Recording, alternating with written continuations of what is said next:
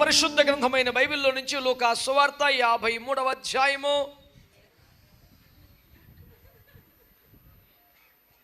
రమేష్ లేదా?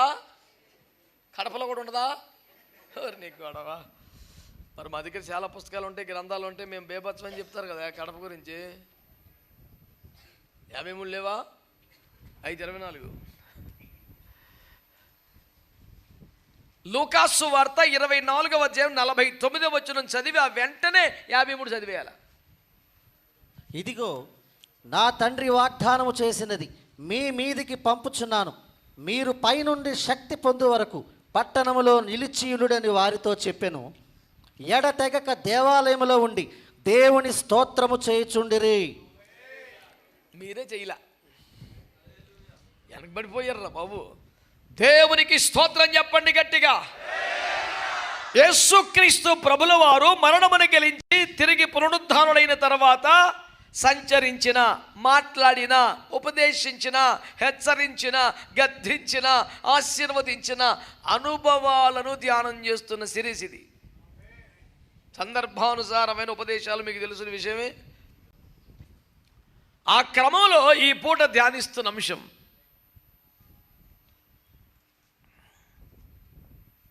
లూకా గారి మీద నాకున్న ప్రత్యేక గౌరవం ఏంటంటే, డాక్టర్ గారని కాదు, నాకున్న గౌరవం ఏంటంటే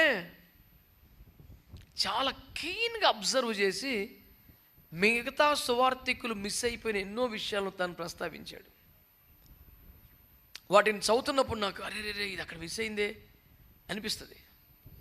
అంటే వారిని తప్పుపట్టడం లోపం అని కాదు నా ఉద్దేశం. వీళ్ళంతా ఒకే బ్యాచ్ కదా, ఒకే మీటింగ్లో ఉండి మీరందరూ నోట్సులు రాసినట్టు రాశారు. లూకాకి సపరేట్గా కూర్చోబెట్టి యేసుప్రభు ఏమీ డిక్టేట్ చేయలేదు కదా. వీళ్ళందరికీ ఒక కూటంలో మీరందరూ నోట్సులు రాసుకున్నారు. వారు ఆయా విషయాలను క్రోడీకరించి ఓ పద్ధతిలో రాసిపెట్టారు. ఆ క్రమంలో లూకా చాలా అద్భుతమైనటువంటి మెటీరియల్ని మనకు అందించాడు. బాగుంటుందని ఒక మాట చెప్పేసరికి నా పని నేను చేసుకుంటాను. నేను పెద్ద ఆయనకి మాట చెప్తాం ఏంటంటే, యేసుప్రభుకి ప్రభు పలానా పని చేస్తున్నాను, మరి నువ్వే చూసుకొని ఒక మాట చెప్పి వచ్చేద్దంట. ఇంకా దర్జాగా ధైర్యంగా చెలరకపోతుంటుంది. ఇక్కడ చాలామందికి కనిపెట్టి ప్రార్థన చేసుకునే అంత ఓపిక, అంత విధానము తెలియక ఒక మాట చెప్పి వీళ్ళు చేసేసుకుంటూ ఉంటారు. ఇంకా కానీ యేసుప్రభు అంటారు, మీరు ఎక్కడికి వెళ్ళొద్దు. నిజానికి అక్కడ అప్పగించిన పనులేంటి? గ్రేట్ కమిషన్ ఏంటి? మీరు సర్వలోకానికి వెళ్ళండి, సర్వసృష్టికి సువార్తను ప్రకటించండి, సమస్తను శిష్యులుగా చేయండి, నేను ఏది ఆజ్ఞాపించానో అదే చెప్పండి, బాప్తిస్మాలు ఇవ్వండి. ఇన్ని పనులు చెప్పాడు ఆయన. ఇన్ని పనులు చెప్పి ఓకే అని అక్కడ వెళ్ళకండి, ఎదురు కానీ పరిశుద్ధాత్మ కోసం కనిపెట్టి పొందుకునగలండి, పొందకుండా మాత్రం వెళ్ళబాకండి. మీరు ఇంత కమిషన్ అప్పగించి ఆత్మను పొందితే కానీ మీరు బయలుదేరొద్దు అని చెప్పాడు.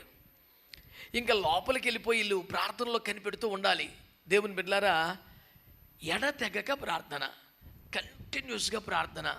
అది 10 రోజులకి దేవుని కనికరించి ఆత్మను వారికి అనుగ్రహించాడు. కానీ ఒకవేళ రాకపోతే ఇంకో రోజైనా ఉంటారు, వాళ్ళకి ఆ సమర్పణ ఉంది. 10 రోజుల వరకు చూద్దాం లేకపోతే మానేద్దాం అనే తీర్మానంతో లేరాళ్ళు. ఇప్పుడు మీరంతా గమనించవలసిన పాయింట్ ఏంటంటే, 10 రోజులు ఉన్నారని లెక్క తేలింది కాబట్టి మనం మాట్లాడుతున్నాం. పోనా 10 రోజులు ఎలా ఉన్నారు? మార్నింగ్ 2 hours వర్షిప్, తర్వాత 1 hour బైబిల్ స్టడీ, ఆ తర్వాత బేభత్సమైనటువంటి ప్రార్థన, ఆ తర్వాత మళ్ళీ రెస్ట్, కొంచెం స్నాక్స్, నాన్ స్టాప్ అంటండి. ఇప్పుడు నా పాయింట్ ఏంటంటే, 1 గంట ప్రసంగం కాదు, ఒక్క మాట, ఎడతెగక ప్రార్థనలో కనిపెట్టడం ఎలాగా? ఎలా చేయాలి మనం? అది మనం కూడా ఏదో అంశం కోసం, ఏదో విషయం కొరకు మనం దేవుని సన్నిధిలో కనిపెట్టాలనుకుంటున్నాం. ఓ 4 రోజులు, 3 రోజులు, 5 రోజులు, 10 రోజులు చేయాలనుకుంటున్నాం. ఎలాగా? ఈ అధ్యాయంలో నాకు ఈ ధ్యానంలో ఒక చక్కని పాఠం ప్రభు నేర్పించారు. యేసు ప్రభు వారు ఏం చెప్పారు? 49వ వచనంలో, నా వలన వినని తండ్రి వాగ్దానం పొందుకునే వరకు యెరూషలేమును లేదా మందిరాన్ని వదిలిపెట్టి బయటికి వెళ్ళకండి అని ప్రభు చెప్పారు. అలాగే ప్రభు అని అన్నారు. చూస్తుండగానే అలాగా ఆశీర్వదించేసి మేఘం మీద వెళ్ళిపోయాడు. ఆయన వెళ్ళిపోవడం చూశారు, తిన్నగా గదిలోకి వచ్చారు, మోకరించారు, ఇక ప్రార్థన మొదలుపెట్టారు. ఎలా ప్రార్థన చేశారు? 53వ వచనం, ఎడతెగక దేవునికి స్తోత్రాలు చెప్తున్నారంట. స్తోత్రం చెప్పండి ఒకసారి గట్టిగా. మీరు కనిపెట్టి ప్రార్థన చేయమని చెప్తే వాళ్ళు ఏం చేశారు? ప్రార్థన చేయమంటే పెంతుకోస్తోలికి పొద్దాకు స్తోత్రం అంటాం తప్ప బుద్ధి జ్ఞానం లేదు, ప్రార్థన రాదని ఎరగబడిపోతున్నాడు ఒక్కొక్కడు. చదవచ్చు కదరా బైబిల్, మా పేనం తీయిపోతే నువ్వు వచ్చి.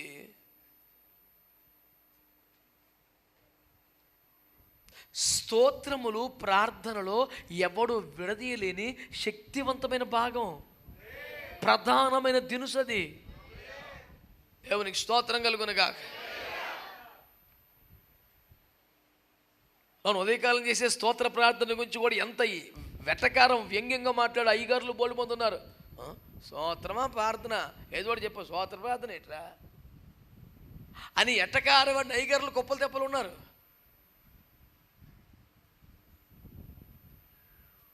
అంటే స్తోత్రములే ప్రధానమైన భాగముగా కలిగిన ప్రార్థన అనే విషయం వాడికి రాదో తెలదో.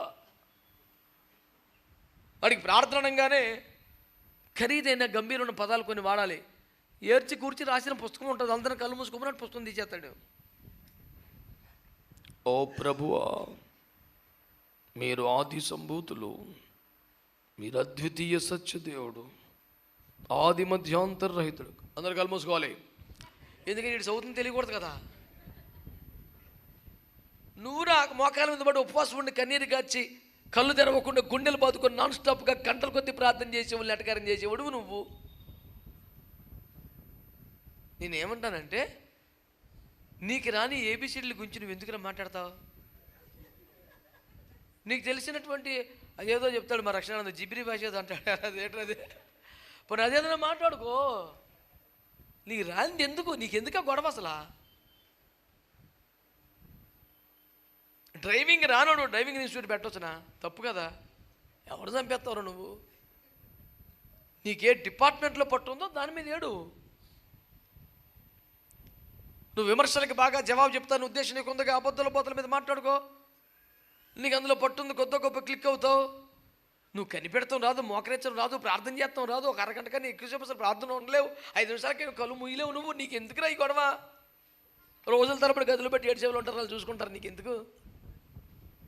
ఈడు ప్రార్థన చేయలేడు, పక్కన వాళ్ళు చేసినా ఈడు ఉండలేడు మధ్యలో. అయ్యి బాబా ఇంకా అవుతలేదు. మరి ఈడు ప్రార్థన నిమిషం మీద మాట్లాడతాం ఎందుకు? అవసరమా? మాట్లాడరేమండి మీరు? ఎందుకులేండి, మేము ప్రార్థన చేయం కాబట్టి మేము మాట్లాడమంటారా? పొరపాతురా బాబు. దేవుని స్తోత్రం, హల్లెలూయా. కనుక నా మాట మీకు అర్థమవుతుందా? నా వలన వినున్న తండ్రి వాగ్దానము కొరకు మీరు కనిపెట్టి ప్రార్థన చేయండి, అది పొందుకునే వరకు యెరూషలేము మొదలు బయటికి వెళ్ళకండి అని చెప్పి ప్రభు అలా వెళ్ళిపోతే, అలాగే ప్రభుని తిన్నగా గదిలోకి వచ్చేసి ఎడతెగక స్తోత్రాలు చెప్తున్నారంట. ఎడతెగని ప్రార్థనకు అసలు సిసలైన విధానం నిరంతరమైన స్తోత్రాలు చెప్పడమే. ఇది ఫిక్స్ అయిపోండి. నువ్వు ఎంతగా స్తుతిస్తావో, నువ్వు ఇంగ్లీష్లో స్తుతించు, హిందీలో స్తుతించు, తెలుగులో స్తుతించు, పాటల్లో స్తుతించు, ఎట్ట చేయి. నువ్వు నాన్ స్టాప్గా స్తుతులు చెప్పడం ప్రార్థనలో కీలకమైన భాగం. దేవుని యొక్క పరిశుద్ధ నామాలు ఉచ్చరిస్తూ స్తుతులు చెల్లించు. దేవుడు చేసిన మేలును తల్లి స్తుతులు చెల్లించు. దేవుడు చేసిన వాగ్దానాలు బట్టి స్తుతులు చెల్లించు. చేయబోతున్న కార్యాలు ముందే నమ్మి స్తుతులు చెల్లించు. ఏదో చేయవే బాబు. సింపుల్ 4 ముక్కలో దేవుడు పరిశుద్ధ నామాల్ని ఉచ్చరిస్తూ, దేవుని గుణగణాల్ని ప్రస్తుతిస్తూ, దేవుడికి చేసిన మేలులను జ్ఞాపకం చేసుకుంటూ, దేవుడికి ఇచ్చిన వాగ్దానాలను జ్ఞాపకం చేసుకుంటూ, దేవుడు చేయబోతున్న కార్యాలను జ్ఞాపకం చేసుకుంటూ స్తోత్రాలు చెప్పు. 5 పాయింట్ల మీద 5-10 నిమిషాలు చెప్తే 50 నిమిషాలు ఉత్తరం అయిపోద్ది ప్రార్థన నీకు. మరి నీకు 10 నిమిషాలు కూడా తిములుతలేదేంటి పని?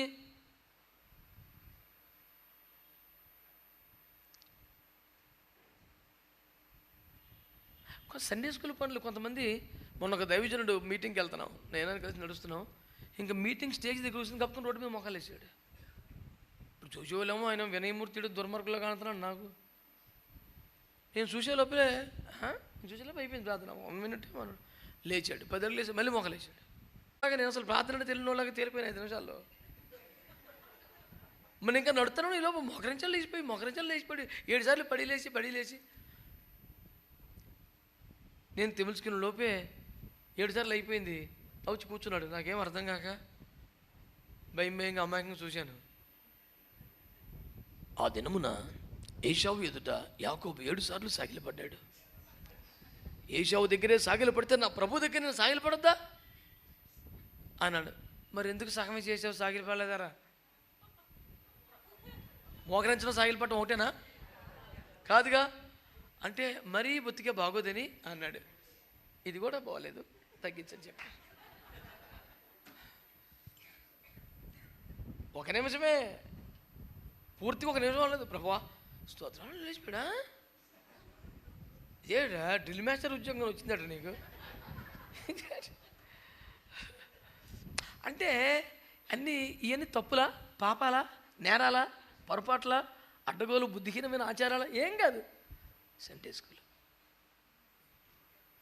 ఎన్ని సండే స్కూల్ పనులు తప్పులేం కాదు, పిల్లకైతాను. మరి రేంజ్ ఏంటి?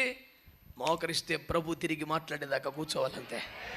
ఎడతెక్క ప్రార్థన చేయాలి, నిరంతరంగా ప్రార్థన, సుదీర్ఘకాలం ప్రార్థన చేయాలి, కనిపెట్టి ప్రార్థన చేయాలి, కన్ను తెరవకుండా, నోరు మూతపడకుండా ప్రార్థన చేయాలి. గుండె మీద చెప్పు, కళ్ళు తెరవకుండా ఎంతసేపు చేయగలరు ప్రార్థన? చేసి ఒక అరగంట చేసిన స్తోత్రం స్తోత్రం స్తోత్రం స్తోత్రం స్తోత్రం స్తోత్రం.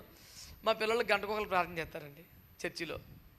గంటకొకరు చేస్తారు. అది మేము డ్యూటీ చేసినందుకు, సొంతంగా పేరేపు నుంచేం కాదు. ఇప్పుడు ఏదో రకంగా చేయని చేస్తున్నారు కదా, పద్యానికి మీరు అలాగంటారు, చేయని చేస్తున్నారు. 9:30 10:30 కదా, 10:30కి 10:30 ఒంటిగా 11:30 చేసేవాడు వచ్చి మోకరించి పక్కన స్తోత్రం స్తోత్రం అంటే ఆ స్తోత్రం విని ఈడు ముగించాలి కదా. ఈడు 10:30కి లేచిపోతాడు గ్యారెంటీగా. అవతలోడు వచ్చినా రాపోయినా, ఆడు రాలేదాడు. రాకపోతే మరి నువ్వు టైం అయిపోయింది. నీకు ఎలా తెలిసింది అసలు?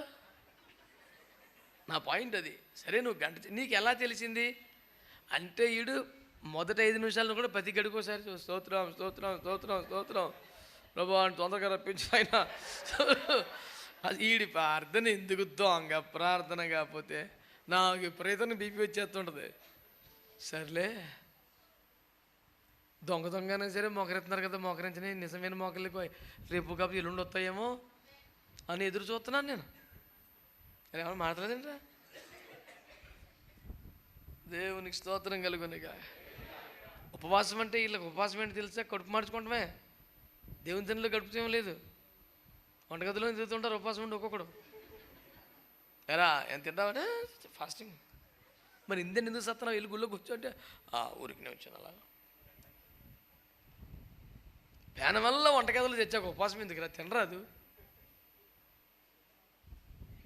ఏమనుకోకండి, మా పిల్లల పేరు మీద మిమ్మల్ని అంటున్నాను నేను. మా బాగా దొరికే వాళ్ళు అనుకుంటున్నారా? వాళ్ళకి ఎప్పటికప్పుడు అయిపోతుంటుంది. రేపు దొరికేది మీరే కదా ఇవాళ. పేరు ఉపవాసం, ఎప్పుడు అక్కడ సత్తమే. పొద్దున్న లేచి గబ్బ తలుచుకొని వాళ్ళకి ఏదో గడ్డి తినండి, రాత్రి వండి పెట్టేసి అన్ని సెట్ చేసేసి ఇదిగో తినండి నేను వాళ్ళ ఇంకా ప్రార్థనలో కూర్చోలేదంటే మరి పిల్లలకి అవి చేసి పెట్టి ఆ విధంగా మధ్యాహ్నం 12 దాకా తగలబడి అప్పుడు వచ్చి 1 గంట మోకరించి అలిసిపోయి పడుకొని రాత్రి కుటుంబం తొందరగా ప్రార్థన చేసుకుని తినేద్దాం. ఇప్పుడు ఎంత దానికి అంత బలవంత ఉపవాసం ఎందుకు రా? 5 పూటలు తినిరా, 3 పూటలు కాకపోతే 5 సార్లు తిని. దొంగ పనులు చేయొద్దు అన్నాను. ఏసు రక్తమే చేయి, మీకు వందనాలు. పెద్దగా నప్పలేదే. స్తోత్రం చెప్పాలి మంచిగా. హల్లెలూయా. కనుక దేవుని వాక్యాన్ని జాగ్రత్తగా చూస్తే వారు 10 దినములు ఎట్లా గడిపేశారంట? ఎక్కువ స్తోత్రాలు చెప్పారంట. కనుక సుదీర్ఘకాలం ప్రార్థన చేయాలనుకునే వాడికి ఎక్కువగా స్తోత్రాలు చెప్పడం రావాలి. బాగా స్తుతించడం వస్తే నీకు సగం ప్రార్థన వచ్చినట్టే. ఈజీ కొట్టుకొచ్చేస్తావు నువ్వు. ఈజీగా నీకు 1 గంట టార్గెట్ పెడితే 1/2 గంట అవలేని లాగేగలవు స్తోత్రాల మీద. నీకు స్తోత్రాలు వస్తేనే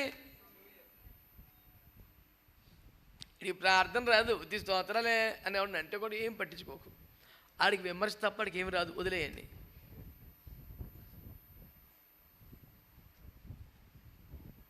అది కూడా అమెరికా పిల్లవాడు ఒకడు ఉంటాడు, మద్రాసులోను ఆంధ్రప్రదేశ్లో రోడ్ల మీద బయట అన్ని రోడ్ల మీద తినేస్తుంటాడు. తినేసి ఇది ఉప్పు బాగుంది, ఇది కారం బాగుందని చెప్తుంటాడు. జీవితంలో ఇప్పటికి 20 దేశాలు 40-60 దేశాలు కంప్లీట్ చేశాడంట. కేవలం రోడ్ల మీద పడి తినటమే ఉద్యోగం. చూప అంటాడు. అది బతుకదే. నేను అక్కడికి ఒక కామెంట్ పెట్టాను, 30 సంవత్సరాలు నాన్ స్టాప్ తింటున్నావు కదరా, నీకు బాగా నచ్చిన వంటకం వదన ఒకటి నేర్చుకున్నామంటే నో నథింగ్, తింటమే ఉద్యోగం. రోజుకో దేశం, రోజుకో స్టేటు తెగ తినేస్తాడు. ఎందుకు చెప్పాను ఈ గొడవ? ఆ ప్రార్థన బాగుంది, ఈ ప్రార్థన బాగుందని వంకలెట్టేవాడు తప్ప అడిగి రాదు ప్రార్థన. I came to explore the food and taste in this nation. లేకపోతే మాకేం తెలుసు ఏంటి? నువ్వు వచ్చి ఇడ్లీ బాగా వచ్చి అంటే తప్ప మాకు దెబ్బరోడు తెలియదు. మరి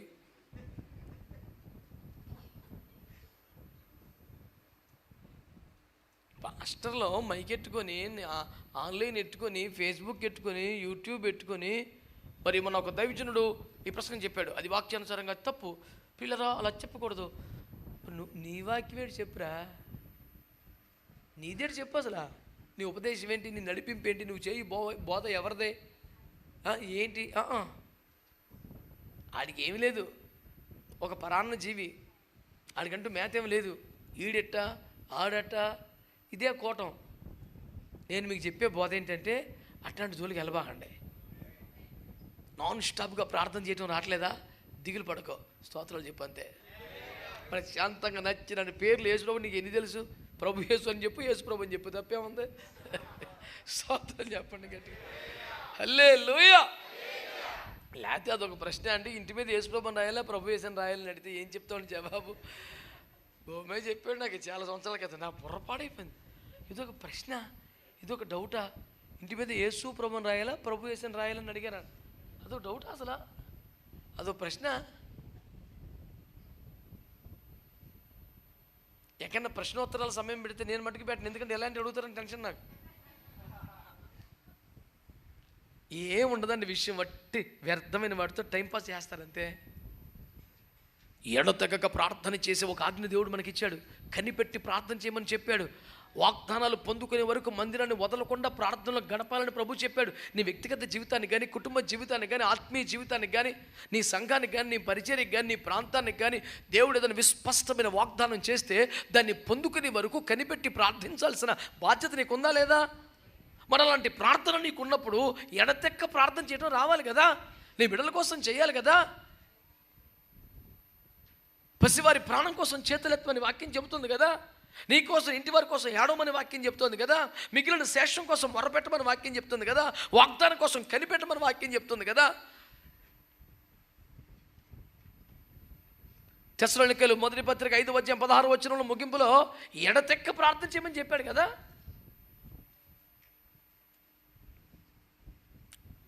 కోతకు పనివారిని పంపని ప్రార్థన చేయమన్నాడు.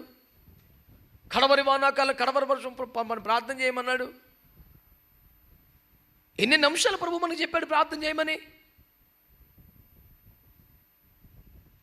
ఇన్ని విషయాలు ప్రేయర్ పాయింట్స్ ప్రభువే మనకిచ్చి చెయ్యండ్రా బాబు అని చెప్తుంటే రోజు రోజుకి మన ప్రార్థన సమయం పెరగాల వద్దా?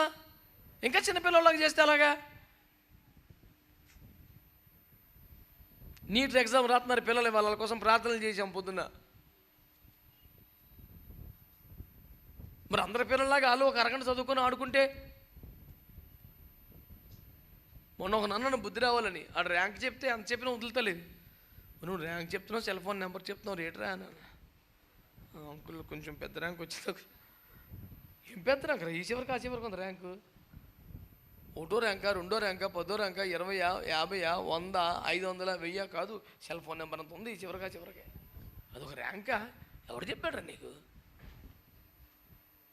3 ర్యాంకులు పక్క పక్కన ఎత్తే ఆ నెంబరు, ఆ ర్యాంకు. ప్రార్థన చేసుకోవాలి కదా, గడపాలి కదా.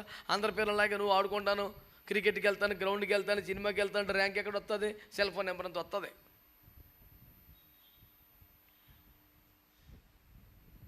ఇన్ని విషయాల కొరకు ప్రార్థన చేయమని దేవుడు నీకు ఆజ్ఞాపించినప్పుడు ప్రార్థనలో టైం స్పెండ్ చేయాలి. నేను రోజు రోజుకి ఒక 5 నిమిషాలు 10 నిమిషాలు ప్రార్థన సమయాన్ని పెంచుకోగలగాలి. నిన్నటికంటే ఇవాళ ఒక 5 minutes అని ఎక్స్ట్రా ప్రార్థన చేసుకోవాలి అన్న తాపత్రయమే లేకపోతే నీకు ఎలా తెములుతుంది? నీకు ఆ తాపత్రయం ఉందా? మరి ఏంటి సులువైపోతుంది? స్తోత్రాలు చెప్ప. ఆమేన్. కొద్ది నిమిషాలు అందరం చేతులు దేవునికి స్తోత్రాలు చెల్లిద్దామని మేము చెప్పినప్పుడు స్తోత్రాలు చాలామంది చెప్పలేకపోతున్నారు. వాళ్ళ ప్రార్థనలు ఎంత వీకో తెలిసిపోద్ది అప్పుడే.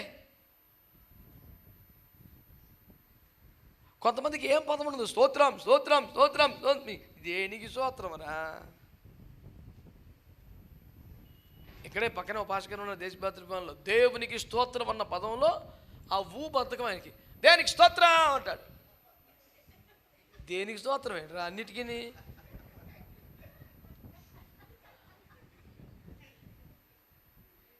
3 అక్షరాల పేర్లు కూడా పిలవరు మా వాళ్ళు. ఏం పేరు అది? అదే ఏం పేరు? ఎనోషు. ఆ ఎనోష్ అన్న పదం ఆ పదం ఎన్ని పేర్లు ఉన్నాయి, ఎన్ని అక్షరాలు ఉన్నాయి? అడిగి బద్ధకం. ఏనో అంటే ఓరే తప్పదుపురా మీకు.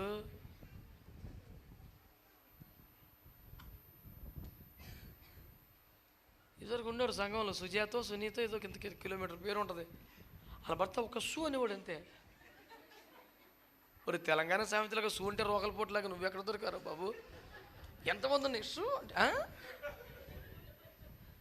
అంత బద్ధకం ఏంట్రా?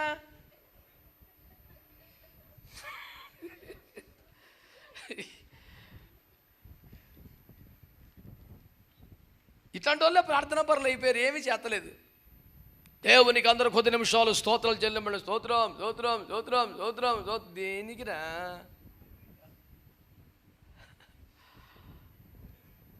ఒకటి, ఆయన పరిశుద్ధ నామాలు స్తుతించాలి. 2, ఆయన గుణాతిశయాలు స్తుతించాలి. 3, ఆయన చేసిన మేలులకు స్తుతించాలి. 4, చేసిన వాగ్దానం స్తుతించాలి. 5, చేయబోతున్న కార్యాలకి మినిమం 5 పాయింట్లు కనపడతలా. మినిమంలో 5 బదులు 50 నిమిషాలు గడుస్తుంది దవలేలుగా. నువ్వే ఇబ్బంది పడుకో. 10 నిమిషాలకి అలారం పెట్టుకొచ్చిన లాస్ లేదు. నేర్చుకో, ట్రై చేయి. కొంత అలా స్తోత్రాలు చెల్లుతుంది. కయ్యమంది అనుకో, అప్పుడు నెక్స్ట్ పాయింట్లోకి రా. మళ్ళీ కయ్యమంటుంది నెక్స్ట్ పాయింట్లోకి. తప్పే ఉంది, నేర్చుకో. అవలీలగా స్తోత్రాలు చెల్లిస్తావు గంట సేపు. ఆ తర్వాత ఏం చేయాలి? విజ్ఞాపన, అంటే ఇతరుల కోసం చేయాలి. ఆ తర్వాత ఏం చేయాలి? ప్రార్థన, మన వ్యక్తిగతం చెప్పుకోవాలి. ఆ తర్వాత ఏం చేయాలి? ఈ అడిగిన అన్ని స్తోత్రాలు చెప్పేయాలి. మళ్ళీని అయిపోయింది కూటం. అవలీలకు 2-3 గంటలు చేస్తావు ప్రార్థన నువ్వు. మనవాడు చెప్తున్నాడు, నాకు ప్రార్థన ఎక్కువసేపు చేయలేకపోయినండి, సాప కొనుక్కున్నాను, సాప మీద కూర్చున్నాక తెగ చేసేస్తున్నాను ప్రార్థన అంటున్నాడు.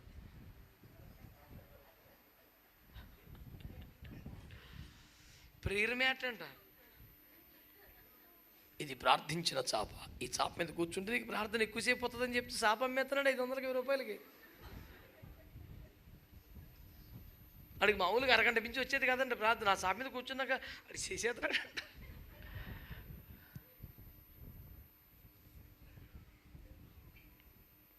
చిత్రాల వారే మన అయ్యగారులు చాలా చిత్రాల వారే.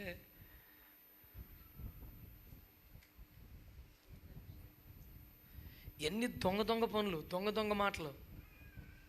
మనుషుల బలహీనతలు క్యాష్ చేసుకోవడానికి మనుషుల మాయోపాయము చేత కల్పించబడ్డ రకరకాల వ్యవహారాల ఉద్దేశం ఏంటి తెలుసా? తప్పు మార్గములకు కుయిక్తోనే ఇవన్నీ ఉంటాయంట. పోనీ అన్న వాళ్ళ పాపాలను వెళ్ళిపోతా, వాళ్ళ పాపానికి వెళ్ళిపోరు, అనేక మందిని లాగేస్తారు. అది నా టెన్షన్. తప్పు మార్గమునకు లాగు కుయుక్తితో కల్పించబడ్డ రకరకాల పనులు. ప్రభు నామానికి స్తోత్రం కలుగునుగా. నీ దగ్గర సరుకుంటే నీకు ఎందుకంత టెన్షన్ అన్నాడు మొన్న ఒక నన్ను. నేను చెప్పాను, నిజమే నా దగ్గర సరుకు లేదు. లేదు నాన్న, సరుకంతా నువ్వే ఎత్తుకుపోయే దొంగడా అంటే అదేంటి అన్నాడు. మరి ఏంట్రా నువ్వు అనేది? పౌలు గారు ఏమన్నాడు? ఒక్కడే పురుషునికి మిమ్మల్ని ప్రదానం చేశాను, ఒకవేళ సర్పం అవ్వను మోసగించినట్లుగా మీలో ఎవరినైనా క్రీస్తు ఎడల మీకున్న సరళత నుండి మిమ్మల్ని తప్పించునేమో అని భయపడి చచ్చిపోతారా అన్నాడు. పౌలు గారికి సరుకులేక భయపడా. మాట్లాడుతున్నావు, కష్టపడ్డ వాడికి సువర్ చిప్పులోడికి 10 ఆత్మలు సంపాదించడానికి నొప్పి తెలుస్తుంది. కేసీఆర్ గారు డైలాగ్ చెప్పినట్టు మంది బిడ్డలను ఎత్తుకొని నా బిడ్డలను ముద్ద అన్నట్టు ఉంటుంది ఇక్కడ సేవ. ఓయ్ విన్నావా? కష్టపడ్డాం, సువార్త చేసాం, పస్తులు ఉన్నాం, ఉపవాసాలు జాగరణాలు చేసి ఆత్మలు కన్నాం. నీకేం తెలుస్తుంది? రోడ్డు మీద పోకేసుకొచ్చినాడు నువ్వు, నీకేం తెలుస్తుందిరా బాధ? మేము ఇంటర్మీడియట్ డిగ్రీ చదివే టైంలో ఒకడు ఉండేవాడు, పేరు చెప్పకూడదులే, ప్రతి 6 నెలలకు క్యాసెట్ చేసేవాడు. సంచలనం. క్రైస్తవ ఆనిముత్యాల మరో సంపుటి బీభత్సం. ఏంది నన్ను చూస్తే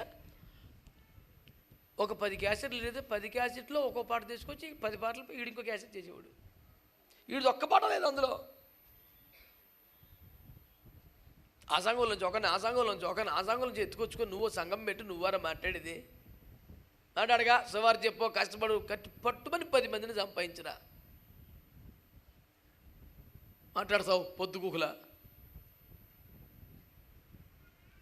ఊరుకున్నోడుకు ఉపాయాలు ఎక్కువని శాస్త్రం కూడా ఏడిచింది. ఆడు కూర్చొని డైలాగులు కొడుతుంటే అబ్బా భలే మాటన్నా. ఆడి పక్కన ఒకడు ఉంటాడు ఆడికన్నా సన్నాసి. అన్న ఈ పాయింట్ ఎంతవరకు ఎందుకు చెప్తారు? ఎవరికి కావాలి ఆ పాయింట్?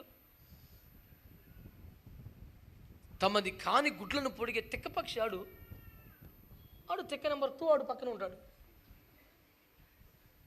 ఇంతవరకు ఎవరు చెప్పలేదన్నా. ఈడు పొగేసుతుంటాడు ఆడు చెలరైపోతాడు ఆడు. నీకు ప్రార్థన రాదు పడుకో, చేసుకున్నాడు చేసుకుంటాడు, నీకు ఎందుకురా? చాలామంది ప్రార్థనని బాగా గోలగోల పెట్టేసి ఏడు చేసి ఊగిపోయి నీకేమైంది ఇప్పుడు? ఆడు ఎడితే ఆడు బాధాడుకు ఉంది. ఆ ఎరుకో రోడ్డు పక్కన ఉన్నవాడు తమ్ముడు ఆడు గుడ్డోడికి సూపు లేక ఎడతాడు. దావీదు కుమారుడు ఎవరుగా ఏటా కేకలంటే డీసెంట్గా ఉండాలి, అఫీషియల్ కాలనీ ఇది అన్నాడు. ఖర్జూరపు మట్టలు కలిగిన పట్టణం, వ్యాపార కేంద్రం, ఆకర్షణ నగరం. ఎరుకు అంటే ఏమనుకున్నావు? ఏంటి అరుపులేంటి? ఆడి ఆత్మ ఏది ఏలి ఆత్మ బాప్తిస్మ యోహాను మీదకి వచ్చినట్టు ఆ ఎరుకు వాడి ఆత్మ ఈడికి వచ్చింది. ప్రార్థన చేయమంటే అరి చేయాలా ఏడు చేయాలా? ఈడు ఎందుకు ఇలా మాట్లాడుతున్నాడు? అబ్బా రోజు కనిపెడితే ప్రభు చెప్పాడు ఆడ ఆత్మీడికి వచ్చిందిరా. అమ్మ ఎరుకోవాడ నువ్వు సంఘంలో పడ్డవరని వచ్చి ప్రార్థన చేస్తే ఎలా చేయాలంట? జోబులో చేతులు పెట్టుకొని ఎదురుకుండా పుస్తకం తెచ్చి పెట్టుకొని ఆది మధ్యాంతరరహితుడా ఉన్నవాడా అనువాడా ఏమంటే బో అన్న దగ్గర బోధకుడు సాన దగ్గర సంఘం చదివేత్తమే కదా పుస్తకం. ఇంతలా ఉంటుంది. కాసేపు బిడిదిరి కాసేపు అడిదిరి కాసేపు బిడిదిరి అడిదిరి అందరు ఢిల్లీ మాస్టర్లే. చెమలది పని. ఓ ఓ ప్రభా ఓ ప్రభా సంగమా తెమలది పని. ఇంకా నువ్వు ప్రార్థన చేయరే అంటే ఓ అమ్మ నువ్వు వేడుకోను, ఓ అయ్యా నువ్వు వేడుకో, నువ్వు చేయి వేటరా. నా మీద పడి ఎడతాం కదా ఒక్కొక్కడు. నువ్వు చేయరా ప్రార్థన యేసు ప్రభు చెప్తుంటే ఓ ప్రభా నువ్వు వేడుకోను, ఓ మాత వేడుకోను, ఏ సహోదరు వదలడు, జోజప్ప వేడుకోను, రాయప్ప వేడుకోను, నువ్వు చేయరా. వాళ్ళందరూ ప్రశాంతంగా దేవుని శుద్ధించి ఆరాధించుకుంటాడు అక్కడ. వాళ్ళు ఎవరినే పడుకునేవాడు కూర్చునేవాడు ప్రార్థన చేయనివాడు. దేవమాత మీరు వేడుకొనుడు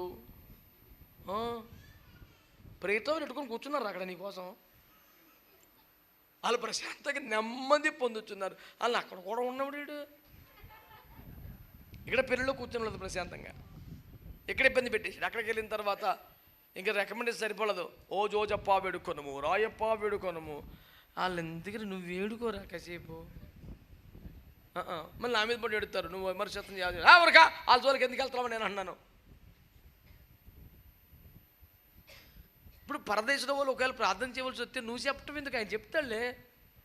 వాళ్ళందరికీ ఇన్ఛార్జ్ అబ్రాం గారు నేసాడు, ఆయన చూసుకుంటాడు. నీకు ఎందుకురా నా మీద పడి ఎడతాడు ఒక్కొక్కడు. మీరు చెప్పండి సంఘస్థులు ప్రార్థన చేయమని చెప్తూ తప్పులేదు. పరదేశంలో కేకేసి ప్రార్థన చేయమని చెప్పడం ఏంటి? ఈయన ఎలాగ వదిలేతే ఏమేమి చెప్తాడు అలాగే?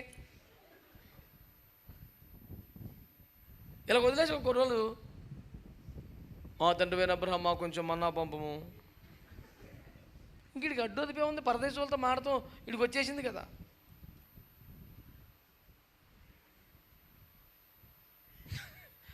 వింత వింత పనులు చేస్తారు. నేనంటే నా మీద పడి ఎడతారు. వేడుకోవాల్సింది మనమా పరదేశంలో? మీరు చెప్పండి. మనకు బాధ్యత ఉందా లేదా ప్రార్థన చేయాలని? ప్రభు ప్రార్థించే అంశాలు మనకి ఇచ్చాడా లేదా? మరి నిన్ను చేయరా ప్రార్థన అంటే పరదేశంలో నువ్వు ఫోన్ నెంబర్లను తెలుసుకొని నువ్వు చేస్తావేంటి?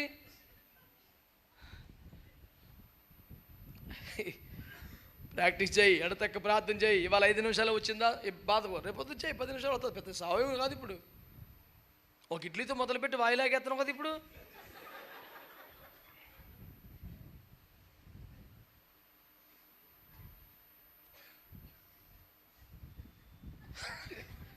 మొన్న ఒక సహోదరుడు ఒక ఇడ్లీ పాత్ర ఒక వాయి వేసారండి. ఏదో దేవుడు నైవేద్యం పెట్టంటే వాయి పెట్టేస్తే చేసి టిఫిన్ అయిపోయింది. వాయి అయిపోయింది. ట్రిప్పు 4 వేయటం, దెబ్బకు లేపేయటం, మళ్ళీ 4 వేయటం, వాయి లేపేశాడు. 5 రేకులు, 5 4 20. ఒక గిన్నెడు చట్నీ అయిపోయింది అక్కడ.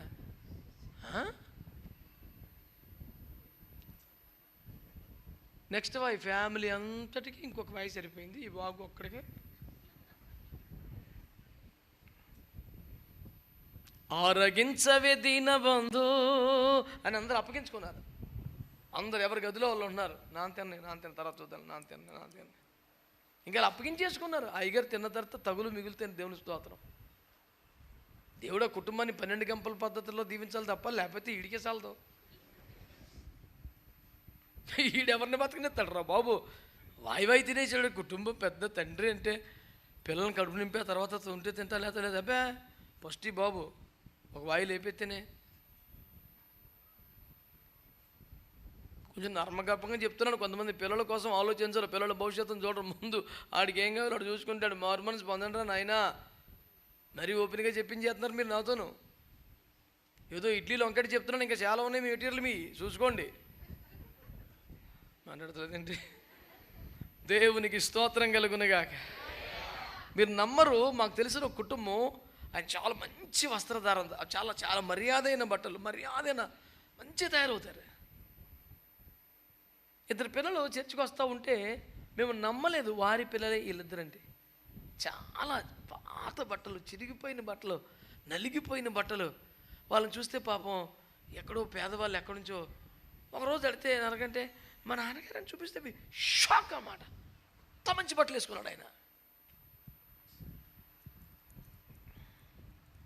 నువ్వు క్రూర పక్షి అని పేరు పెట్టాను ఆయన. నేను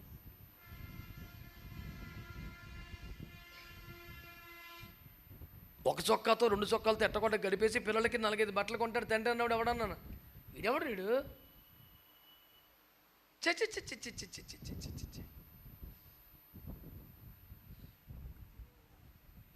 నువ్వు ఒంటరిగా అమెజాన్ అడవులో లేవు. కనపడి నాకు తినేసి, కనపడి నీళ్ళు తాగేసి బతికేస్తాకి. నీకు ఒక కుటుంబం ఉంది, నువ్వు ఒక సమాజంలో ఉన్నావు, నీకు పిల్లలు ఉన్నారు. సోయి లేకుండా నీ ఎంజాయ్మెంట్, నువ్వు నీ తిండి నీ తిప్పలో చే ఆరు మనసు పొందా. ఎవరు అమ్మాయినట్లే తింటా? మగవాళ్ళు ఫీల్ అవుతారని ఆలోచించారా? కొన్ని కేసులు మనకు కూడా. వీళ్ళకి 2 జతలు, మనకు 50 చీరలు. మగోడు కబోర్డు తెరిస్తేనేమో ఎత్తుకోవాల్సి ఒకే అక్కడ ఉండదు. ఆడవాళ్ళు కబోర్డు తెరిస్తే వచ్చి మీద పడిపోతుంటాయి.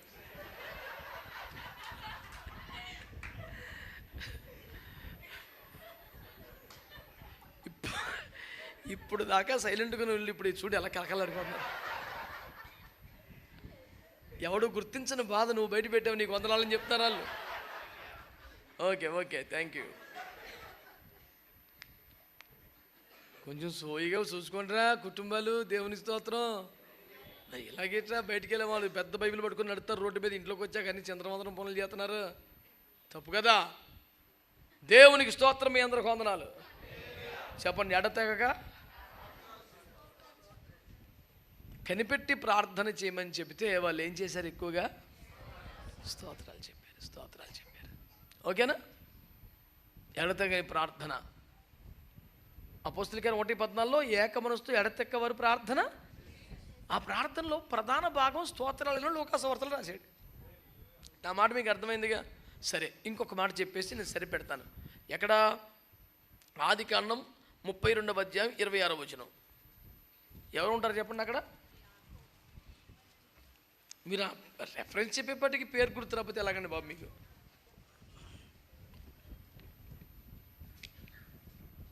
మొన్న మా పిల్లలు చిన్న వ్యాపారం పెట్టుకుంటే వాళ్ళ పేరు పెట్టాను. పేరు పెట్టిన తర్వాత కాసేపటికి అర్థం అయ్యి బాబోయ్ నా పేరు వచ్చేసింది ఇందులో అన్నారు. మరి అలా ఉంటుంది సెట్టింగ్. దేవుని స్తోత్రం. వివరాలు అనవసరం అంతవరకే. ఆదికాండం 32:26. ఆయన తెల్లవారుచున్నది కనుక నన్ను పోనిమ్మనగా అతడు నీవు నన్ను ఆశీర్వదించితేనే గాని నిన్ను పోనీయను నేను. ఆయన నీ పేరేమని అడుగగా అతడు యాకోబు అని చెప్పాను. అప్పుడు ఆయన నీవు దేవునితోనూ మనుష్యులతోనూ పోరాడి గెలిచితివి గనుక ఇక మీదట నీ పేరు ఇశ్రాయేలే గాని యాకోబు అనబడదని చెప్పి. ఇప్పుడు హోషేయ గ్రంథం 12:3-4 వచనాలు. హోషేయ గ్రంథం 12:3-4 వచనాలు. తల్లి గర్భమందు యాకోబు తన సహోదరుని మడిమని పట్టుకొనెను. మగ సిరి కలవాడై అతడు దేవునితో పోరాడెను. అతడు దూతతో పోరాడి జయముందెను. అతడు కన్నీరు విడిచి అతని బతిమాలెను. ఇప్పుడు యబ్బోకు యాకోబు చేసిన ప్రార్థన గురించే హోషేయ ప్రవక్త ద్వారా దేవుడు మాట్లాడుతున్నాడు. ఇప్పుడు తలలు పైకెత్తి నా వైపు చూస్తే ఒక ముక్క చెప్పేసి టైం అయిపోయింది, వెళ్ళిపోదాం. ఇలా చూడండి, యబ్బోకు యాకోబు చేసిన తెల్లవార్లు చేసిన ప్రార్థన గురించే హోషేయ ప్రవక్త ద్వారా దేవుడు వివరంగా మాట్లాడుతున్నాడు. ఏమని ప్రార్థన చేశాడు? నీవు నన్ను ఆశీర్వదించితేనే కానీ నేను నిన్ను విడిచిపెట్టను అని ఇక పంతం పట్టేసి ప్రార్థన చేశాడంట. ఎప్పుడో పొద్దుగుకిన మొక్క తెల్లారిపోతున్నారు బాబు, వదలరా బాబు అన్న వదులుతలేదంట. నన్ను ఆశీర్వదించు అని ప్రార్థన చేశాడు. అందులో దేవుడు ఏమన్నాడంటే, మరి నీ పేరు ఏంట్రా అన్నాడు. నా పేరు యాకోబు అన్నాడు. అంటే అర్థం ఏంటి? పేరు స్వభావానికి సూచన. ప్రార్థన చేస్తుంటే నాకు ఏం కావాలో చెప్తున్నాడు. ఆశీర్వాదం కావాలయ్యా, ప్రభు అంటున్నాడు, అసలు నీవేమై ఉన్నావు అది చెప్పు ఫస్ట్ నాకు. యాకోబునయ్యా మోసగాన్ని బాబు, తప్పు చేశాను, నేను మోసం చేశాను, నాన్నగారిని మోసం చేశాను, తప్పే అని ఒప్పుకున్నాక దేవుడు ఆశీర్వదించాడు. ఇప్పుడు యాకోబు రాత్రంతా చేసిన ప్రార్థనలో తనకేం కావాలో చెప్పాడు, తన లోపం ఏంటో చెప్పాడు. పట్టుకోండి మీరు, తనకి ఏం కావాలో చెప్పాడు, తన లోపం ఏంటో పొరపాటు ఏంటో. ఇందులో ఏ సగము చేసినా వ్యర్థమే. కొంతమంది ఇప్పుడు పాపిని ప్రభా, పురుగుని ప్రభా, పెండలో దొరుకుతున్నప్పుడు ఇలాగే తెల్లారిపోతుంది. నేను చీడ పురుగుని ప్రభా, నేను పురుగు వంటి వాడిని ప్రభా, నేను పెండ పురుగుని ప్రభా, వీడికి ఇదే సరిపోతుంది. సరే కరెక్ట్, నీకేం కావాలి, ఏమడుగుతున్నావు నువ్వు? ఒకడే ఒప్పుకోకుండా నాకు ఇది కావాలంటే అంటాడు కూర్చొని. అంటే నీకేం కావాలో చెప్పాలి, నువ్వేమై ఉన్నావు కూడా దేవుని దగ్గర ఒప్పుకోవాలి. ఇదంతా ఎట నడిచింది? అతడు కన్నీరు విడిచి ఆయన్ని బతిమాలుకున్నాడు. అంటే రాత్రంతా ప్రార్థన చేశాడు అనుకున్నాం కదా. ఈ సుదీర్ఘమైన ప్రార్థనలో యాకోబు ఎలా చేశాడు అంటే పాపాలు ఒప్పుకుంటూ కన్నీరు కారుస్తా చేశాడు అనండి. ఇప్పుడు సుదీర్ఘ ప్రార్థనలో ఎలా ఉండాలి? ఎక్కువ స్తోత్రాలు ఉండాలి. నెక్స్ట్ పాపాలు ఒప్పుకుంటూ కన్నీళ్ళతో ప్రార్థన చేయాలి. మీకు అర్థమవుతుందండి? స్తోత్ర ప్రార్థన అయిందా? నెక్స్ట్ దాన్ని ఏమంటాం? శుద్ధీకరణ ప్రార్థన. మీకు అర్థమవుతుందంటారా? అయ్యో ఇంత ఫస్ట్ చెప్పుకుంది ఏంటి మనం? స్తోత్ర ప్రార్థన. ప్రార్థనలో మ్యాక్సిమం స్తోత్రాలే ఉంటాయి. ఇదేంటి? మ్యాక్సిమం ఒప్పుకోవటమే. తప్పే ప్రభా, తప్పు అయిపోయిందని కన్నీరు మున్నీరుగా, పొడి పొడి మాటలు, పై పై మాటలు కాదు, బాగా కన్నీరు గారుస్తూ. దాన్ని శుద్ధీకరణ ప్రార్థన అంటే. సుదీర్ఘంగా ప్రార్థన చేసే ఒక ఆశ నీకుంటే నీకు స్తోత్ర ప్రార్థన రావాలి, నీకు శుద్ధీకరణ ప్రార్థన రావాలి. ఆమేన్. టైం అయిపోయింది కానీ మరొక్క వాక్యం చెప్పేసి నేను ముగిస్తాను. ప్రియులారా చూడండి,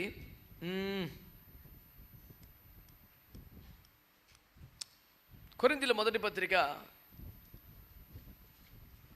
14:14. నేను భాషతో ప్రార్థన చేసిన ఎడల నా ఆత్మ ప్రార్థన చేయను, కానీ నా మనస్సు ఫలవంతముగా ఉండదు. కాబట్టి ఆత్మతో ప్రార్థన చేస్తాను. నేను ఆత్మతో ప్రార్థన చేస్తాను, మనసుతో కూడా ప్రార్థన చేస్తాను. మనసుతో ఇలా చూడండి, మనసుతో ప్రార్థన చేయటం అంటే మానవ భాషలో మనకి వినేవారికి అర్థమయ్యే పద్ధతిలో. ఆత్మతో ప్రార్థన చేస్తే మనుషుడు ఎవ్వడి కాదు, మనకు కూడా అర్థం అవుతుంది. అందుకే నేను ఆత్మతో ప్రార్థన చేస్తే నా మనస్సు ఫలవంతంగా ఉండదు, నాకు ఏం అర్థం అవ్వదు అన్నాడు ఆయన. ఇదే మొదటి కొరింథీ పత్రిక 14:2 మనుషుడెవడును గ్రహింపడు, కానీ వాడు ఆత్మ వలన మర్మములు పలుకుచున్నాడు అన్నాడు. ఇప్పుడు బాగా వినండి, ఆత్మతో ప్రార్థన చేసినప్పుడు మనుషుడు ఎవడికి అర్థం కాదు, నాకు కూడా అర్థం కాదు, కానీ నేను ఆత్మలో మర్మములు పలుకుతుంటాను. మరి ఎవరికి ఉపయోగం ఏముంది? భాషతో మాట్లాడేవాడు తనకే క్షేమాభివృద్ధి కలుగు చేసుకుంటున్నాడు. అంటే ప్రవచనంలో మాట్లాడితే సంఘానికి క్షేమం, భాషలు మాట్లాడితే ఆ వ్యక్తికే వ్యక్తిగత క్షేమాభివృద్ధి. అంటే ఇప్పుడు ఇతడు ప్రార్థనలో సుదీర్ఘకాలం తనకు అర్థం అవ్వకపోయినా, ఎదుటివాడికి అర్థం అవ్వకపోయినా, తన వ్యక్తిగత ప్రార్థనలో అయితే అందరికంటే ఎక్కువగా నేను భాషలలో మాట్లాడుచున్నాను అని పౌలు గారు చెప్పిన క్రమంలో ఎక్కువసేపు అన్య భాషల్లో ప్రార్థన చేయాలి. అప్పుడు మనకు తెలిసిన అంశాలన్నీ కవర్ అయిపోతాయి. మనకు తెలియని అంశాల కొరకు పరిశుద్ధాత్మ దేవుడు మనలోంచి ప్రార్థన చేస్తాడు. కాబట్టి అన్ని భాషల్లో ప్రార్థన చేయాలి. నా మాట మీకు అర్థమైందా? కేవలం 3 పద్ధతులు: ఎడతెగక ప్రార్థన చేయటం, కనిపెట్టే ప్రార్థన చేయటం ఎలా అనే ఒక చిన్న ధ్యాన అంశంలో ఒకటో మాట ఎక్కువగా స్తోత్ర ప్రార్థన చేయాలి, రెండవది శుద్ధీకరణ ప్రార్థన చేయాలి, మూడవది ఆత్మలో ప్రార్థన చేయాలి. ఆమేన్. ఆత్మలో ప్రార్థన చేయాలి, పరిశుద్ధాత్మతో ప్రార్థన చేయాలి, అన్ని భాషల్లో ప్రార్థన చేయాలి. ఈ 3 పద్ధతులు మనకు అలవాటైతే చెప్పండి, ఎడతెక్కని ప్రార్థన, సుదీర్ఘ ప్రార్థన మనకు అభ్యాసం అవుతాయి. నువ్వు ప్రారంభంలో ఈ 3 కలిపి 1 గంట చేస్తావు, నో ప్రాబ్లం, ఇట్స్ ఓకే. కానీ కొంతకాలానికి 3 అరగంటలు చేయగలుగుతావు, కొంతకాలానికి 3 గంటలు చేయగలుగుతావు. ఇబ్బంది ఏముంది? ఇప్పుడు ఏం మునిగిపోయింది? ట్రై చేయి. 1000 కిలోమీటర్ల ప్రయాణమైనా ఒక అడుగుతో స్టార్ట్ అవుతుందని పెద్దలు అంటారు కదా. ఇన్ని సంవత్సరాల క్రైస్తవ జీవితంలో 1 గంటన్నర ప్రార్థన చేయగలుగుతున్నావా? లేదంటే లోట్లో ఉన్నట్టేగా. చెయ్యి,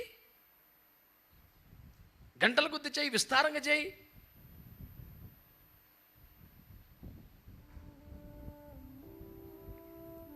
అందుచేత దేవుని వాక్యాన్ని శ్రద్ధగా మంచిగా అర్థం చేసుకునే బిడ్డలందరూ కూడా ఈ ఉపదేశాన్ని మంచిగా తీసుకోండి. ఆమేన్. శ్రద్ధగా ఆలోచించండి, అర్థం చేసుకోండి. ఆమేన్. దేవుని వాక్యం ఏం తెలియచేస్తుంది మనకి? తేటగా ప్రభు మాట ఏం బోధిస్తుంది మనకి?